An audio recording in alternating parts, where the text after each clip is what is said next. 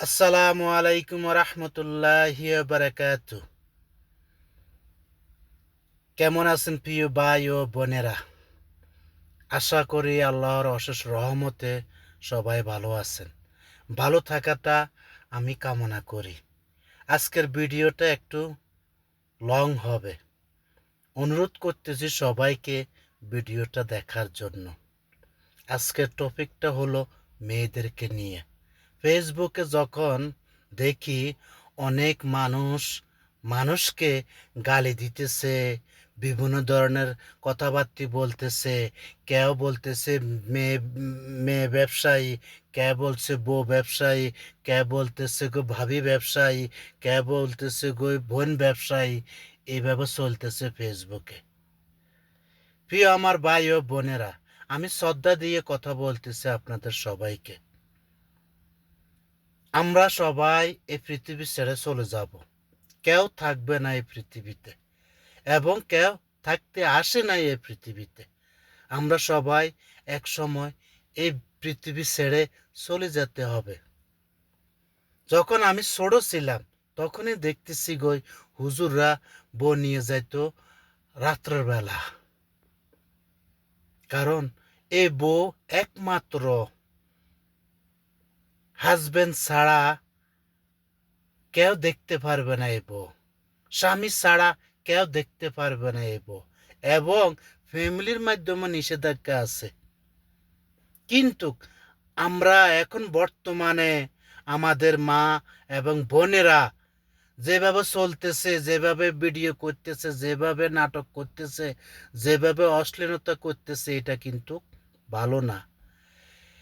নবী করিম সাল্লাল্লাহু আলাইহি সাল্লাম যখন মেরাজে গিয়েছিল, তখন জাহান্নামে যখন ঢুকছিল তখন দেখছিল একমাত্র মেয়ের সংখ্যা বেশি।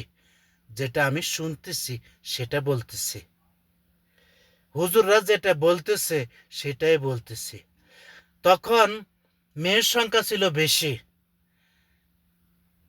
এরপরে আমাদের নবী যখন আসছিল দুনিয়াতে, আসার পরে সবাইকে প্রচার করেছিল, তোমরা তোমাদের বউকে, তোমাদের মেয়েকে, তোমাদের আত্মীয় স্বজনকে বলো পর্দার ভিতরে থাকার জন্য, পর্দার বিধান মানার জন্য।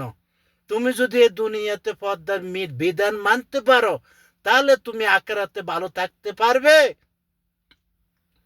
আজ দুনিয়াটা চলে গেছে গই শয়তানের হাতে।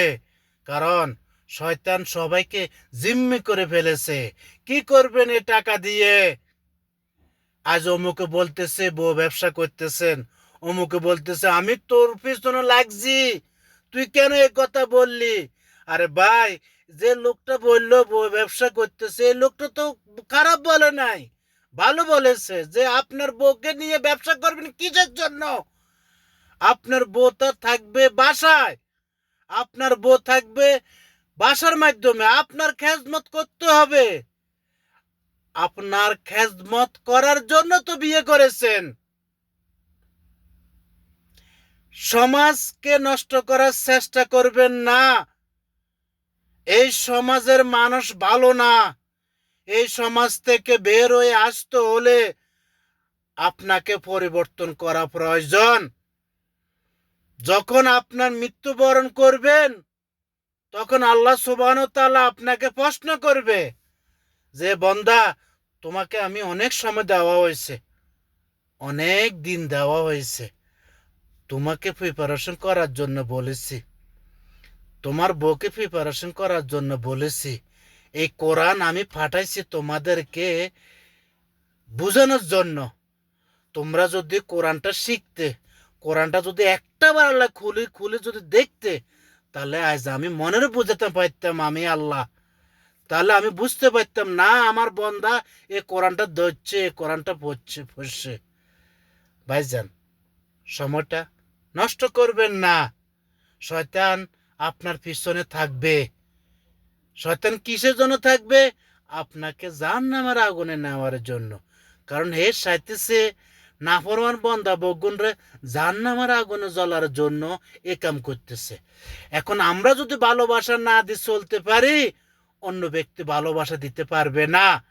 ভালোবাসতে শিখুন, ভালোবাসা দিতে শিখুন। তাহলে আপনিও ভালো থাকবেন, পার্শ্ববর্তীর বা গ্রামবাসী ভালো থাকতে পারবে। আমি যদি ভালো নাই, অন্য ব্যক্তি আমার ভালো করতে পারবে না। আমি যদি ভালো হই, অন্য ব্যক্তি আমাকে ভালো চোখে দেখবে, ভালোবাসা দিয়ে চলবে, ভালো কথা বলবে। প্রিয় আমার ভাই ও বোনেরা, আমি কিন্তু শ্রদ্ধা দিয়ে কথা বলতেছি সবাইকে। আমরা এই দুনিয়াতে এসেছি সাময়িকের জন্য, চিরস্থায়ী না। টাকা আজ আছে কাল নাই, কিন্তু আপনি জাহান্নামের আগুনের জ্বলবেন, এই চিন্তাটা কিন্তু আপনি হয়তো বুঝতেছেন না, অনুভব করতেছেন না, কিন্তু মরার পরে আপনি অনুভব করতে পারবেন যে জাহান্নামের আগুনটা যে কত কঠিন। আমি সবাইকে বলতেছি, আপনারা ফিরে আসুন।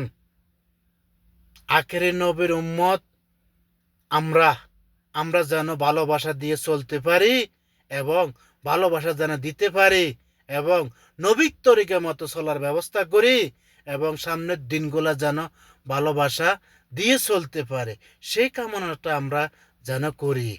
আর যেন ভুল কাম না করি, ভুল থেকে যেন সংশোধন করে তওবা করে যেন চলে আসতে পারি। এখনো সময় আছে। আপনার বউকে তওবা করান, তওবা করাবার পরে তাকে তাহাজ্জুদ পড়ান।